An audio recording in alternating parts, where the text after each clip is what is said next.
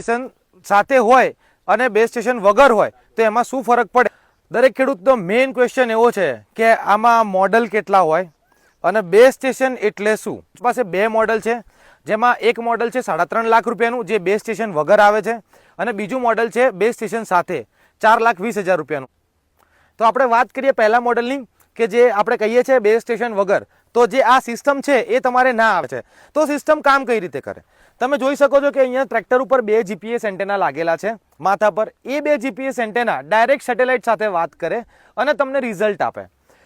Base station વગરની સિસ્ટમમાં થાય એવું કે તમે જ્યારે પણ સવારે સિસ્ટમ ચાલુ કરો છો ત્યારે 15 થી 20 મિનિટ સુધી સેટેલાઇટ જોડે વાતચીત કરી અને તમને એવરેજ કરી અને તમને પોઝિશન આપે છે, રિઝલ્ટ આપે છે. એ રિઝલ્ટ તમારું 1 ઇંચની અંદર હોય કે તમે 30ની જાળીએ કામ કરો તો તમને 29.5 કે 30.5 જેવું રિઝલ્ટ મળે. એ બેઝ સ્ટેશન વગર મળે. હવે આપણે વાત કરીએ બેઝ સ્ટેશન સાથે.